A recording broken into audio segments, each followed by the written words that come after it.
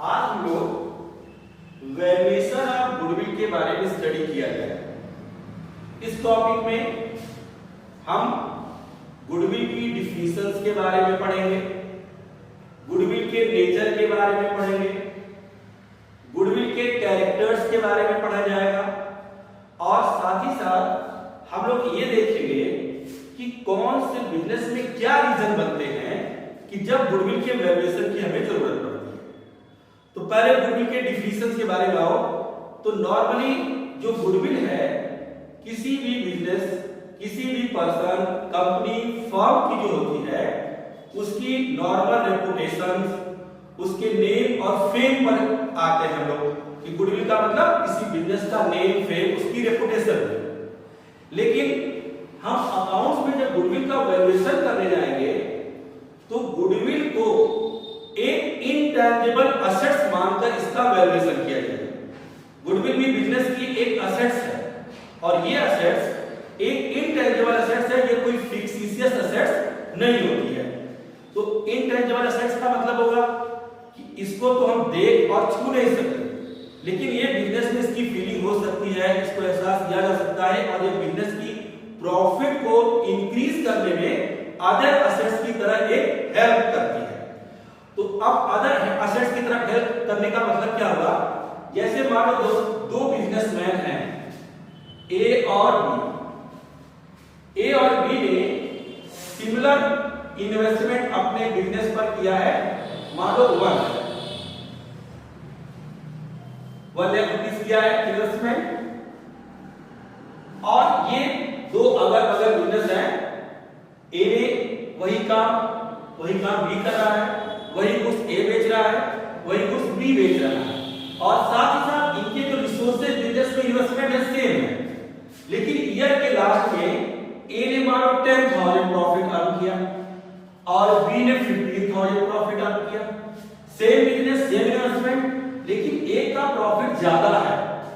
तो ज्यादा वाला जो प्रॉफिट है वो प्रॉफिट, इसका मतलब बिजनेस में कोई अदर असेट्स और वर्क कर रही है जिसको हम देख नहीं पा रहे हैं। वो हमारे प्रॉफिट को बढ़ा रही है, लेकिन उसको देखा क्योंकि इसकी भी असेट्स हैं, इसके भी रिसोर्सेज सेम असेट और इसके भी रिसोर्सेज सेम हैं। लेकिन इसमें क्या है, प्रॉफिट ज्यादा, इसका मतलब एक अदर असेट्स कोई वर्क कर रही जो हम देख नहीं पा रहे हैं और यही फर्म की गुडविल है। तो गुडविल के बारे में हम लोग ये जाने कि गुडविल फर्म की एक ऐसी असेट्स है जिसको हम देख नहीं सकते। अभी हमने बताया कि जो एक सिमिलर बिजनेस में सिमिलर इन्वेस्टमेंट है, सिमिलर असेट्स हैं, लेकिन एक का प्रॉफिट ज्यादा है। तो जिसका प्रॉफिट ज्यादा है उसमें अदर असेट्स वर्क कर रही है जिसको हम देख नहीं रहे, वही गुडविल है, वही उस बिजनेस की नेम, फेम है, वही उस बिजनेस की रेपुटेशन है। अब अकाउंट्स के टर्म में जब हम गुडविल के नेचर को जाएंगे कि गुडविल होती किस तरह की है, तो अकाउंट्स में गुडविल के नेचर को डिफाइन करने के लिए कुछ एनिमल्स की कैरेक्टरिस्टिक्स को ध्यान में रखा गया है। कुछ एनिमल्स की कैरेक्टरिस्टिक्स, उनके जो नेचर है उनके हिसाब से गुडविल के बारे में बताया गया है। तो देखो, पहला नेचर है डॉग नेचर। तो डॉग का जो नेचर होता है वो अपने मास्टर के लिए वो बहुत ही वफादार होता है, जो मास्टर के साथ रहना पसंद करता है। जो उसका मालिक है जैसे जैसे मूव करेगा, डॉग का भी मूवमेंट उसी तरह का होगा। जहां मालिक जाएगा उसका डॉग उसके साथ रन करेगा। तो इसका मतलब हुआ कि गुडविल अगर किसी पर्सन के हिसाब से चेक की जाएगी कि पर्सन जैसे जैसे मूव करेगा गुडविल भी मूव करेगी। तो जितने भी प्रोफेशनल्स हैं उनके साथ जो गुडविल वर्क करती है वो डॉग नेचर की होती है। मान लो एक कोई डॉक्टर है, पर्टिकुलर एक प्लेस पर प्रैक्टिस करता है, सारे पेशेंट वहां पर आकर अपना ट्रीटमेंट कराएंगे, उससे कंसल्ट करेंगे, लेकिन घर को डॉक्टर छोड़कर किसी दूसरी जगह जाके बैठ के रहा तो सारे पेशेंट फिर मूव करके उसके उस जगह पे जाकर उसको दिखाने लगेंगे जहां वो नई जगह सेलेक्ट किया है। इसका मतलब उस डॉक्टर की गुडविल उसके साथ मूव कर गई।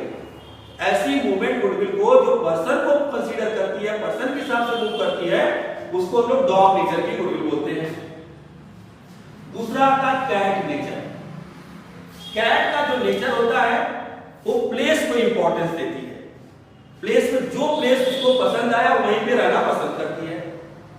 तो प्लेस नेचर की गुडविल ऐसे बिजनेस, ऐसी दुकानों के लिए ज्यादा सुटेबल है जहां पर हम उसके ओनर्स के हिसाब से नहीं जाते। वहां पर जब जाएंगे तो हम अपने पसंद का सामान मांगे और लिए और चले आए। हम ये नहीं देखें कि वहां पर कल कौन बैठा था मालिक और आज कौन बैठा हुआ है। तो हमने प्लेस को इंपॉर्टेंस दिया और प्लेस को जब इंपॉर्टेंस देंगे वहां पर जो गुडविल वर्क कर रही होगी उसका नेचर कैट नेचर माना जाएगा। तीसरा देखिए रैट। रैट जो है ना तो पर्सन को इंपॉर्टेंस देता है ना प्लेस को देता है, वो इधर उधर रन करता रहता है। तो हम जब इस गुडविल में आते हैं तो देखते हैं कि जब हम डेली यूज के वेजिटेबल्स हुए, डेली यूज के सामानों में वेजिटेबल्स हुए या जो हम खाने में सामान यूज करते हैं, कल को हम निकले मार्केट में खरीदे तो एक जगह देखा कहीं प्याज बढ़िया मिल रही है, कहीं आलू बढ़िया मिल रहा है, कहीं दूसरी सब्जियां बढ़िया मिल रही है, तो हम अलग अलग जगहों पर जाकर उन सामानों को खरीद लिया। तो हमने वहां पर देखा कि हम पर्टिकुलर ना पर्सन को कंसीडर किए ना तो प्लेस को। जहां हमारे लिए सामान अच्छे मिले उधर मूव करके हम चले गए। तो यहां पर जो गुडविल वर्क करेगी उसको रैट नेचर बोला जाएगा। और चौथा जो है लास्ट रैबिट नेचर है। रैबिट का जो नेचर होता है खरगोश का कि एक लिमिटेड एरिया में रहना, वो बहुत दूर जाना पसंद नहीं करता है। जब दूर जाना पसंद नहीं करेगा तो इस यहां पर गुडविल कौन सी वर्क करेगी? जैसे हम सुबह उठे, हमें तुरंत सॉप की जरूरत है, टूथपेस्ट नहीं हमारे पास है, हमारे पास कुछ सामान ऐसे जो रेगुलर यूज करते हैं कम पड़ गए, तो हम बहुत दूर जाकर खरीदना नहीं पसंद करेंगे। हमारे अगल बगल जो दुकानें होंगी हमारे मोहल्ले में अगल बगल, वहां पर गए और अपनी रिक्वायरमेंट पूरी कर लेंगे। तो जहां जिस चीजों के लिए हमें दूर जाना पसंद न करते हो उस वहां पर जो गुडविल का नेचर होगा वो रैबिट नेचर कहलाएगा। हमने गुडविल के नेचर के बारे में जाना कि गुडविल के नेचर के हिसाब से गुडविल किस किस बिजनेस पर कहां का किस नेचर से वर्क करती है। अब देखिए दूसरा जो इंपॉर्टेंट टॉपिक आया कि need for valuation of goodwill.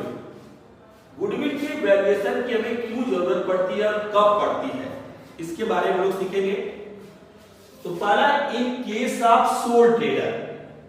एक सोल ट्रेडर, एक अकेला बिजनेसमैन गुडविल की वैल्यूएशन क्यों करेगा, क्या रीजन होगी क्यों गुडविल की वैल्यू को निकालेगा? तो एक रीजन ये बना, अगर ये सोल ट्रेडर अपने बिजनेस को बेचना चाहता है किसी दूसरे को, और जो इसने अपने इस बिजनेस के लिए समय दिया, अपने कस्टमर में अपनी नेम और फेम बनाया, तो वो अपने सारे रिसोर्सेज के साथ साथ नेम और फेम का भी पैसा मांगेगा। उस नेम और फेम के पैसे के लिए हमें गुडविल की वैल्यूएशन की जरूरत पड़ेगी। जैसे मानो कोई एक सोल ट्रेडर है, एक किसी दूसरे को अपने बिजनेस में एज ए ओनर शामिल करना चाहता है, तो जब एज ए ओनर शामिल करना चाहेगा तो उससे भी कहेगा कि तुम पैसे इन्वेस्ट करो, और साथ ही साथ वो अपने उस नेम और फेम का अलग से पैसा मांगेगा जो इस बिजनेस में उसने खुद बनाया है।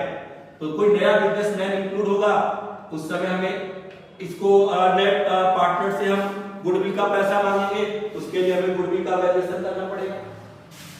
जैसे हम अपने इस बिजनेस को कंपनी के फॉर्म में चेंज कर लें या अपने इस बिजनेस को पार्टनरशिप में चेंज करें, तो इस चेंज करते समय भी हमें नेम और फेम का अलग से पैसा जाने के लिए गुडविल का वैल्यूएशन करना पड़ेगा।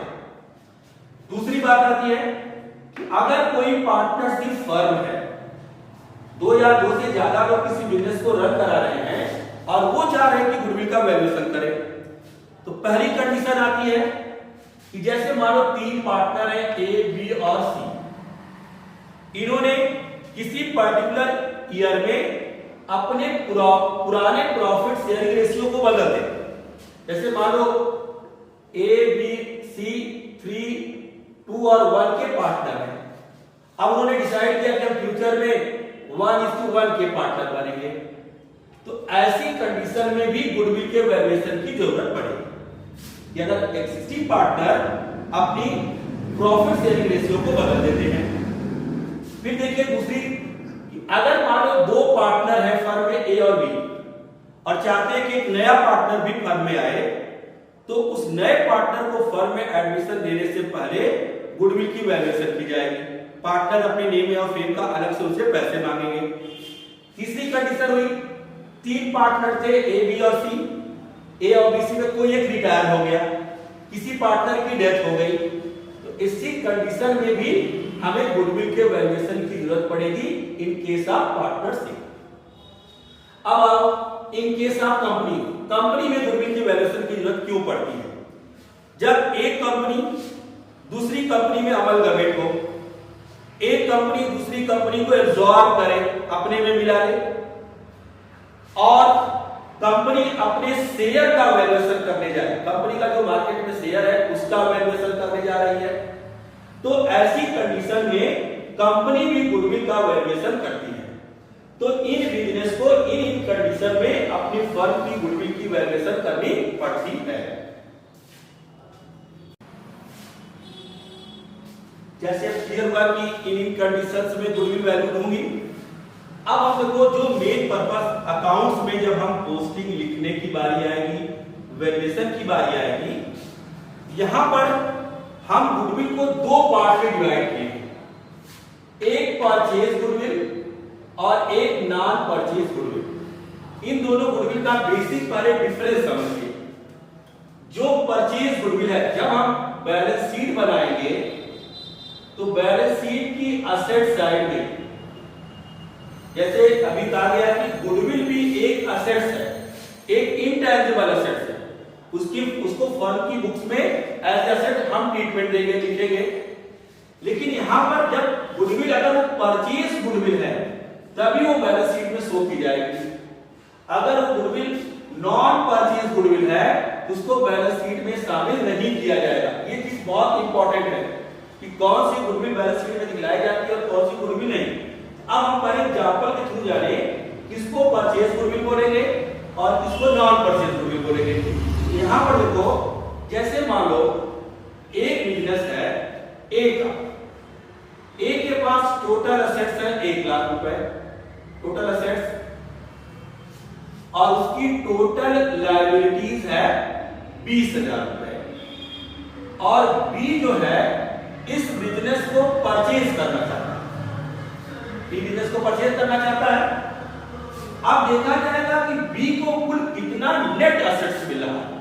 जैसे उस बिजनेस के 1 लाख की असेट्स पा जाएगा, लेकिन साथ ही साथ उसे ए की 20,000 की लायबिलिटी भी पेड करनी पड़ेगी। तो यहां पर ए को जो टोटल असेट्स मिलेगी वो 80,000 की हुई, 80,000 के असेट्स पाया।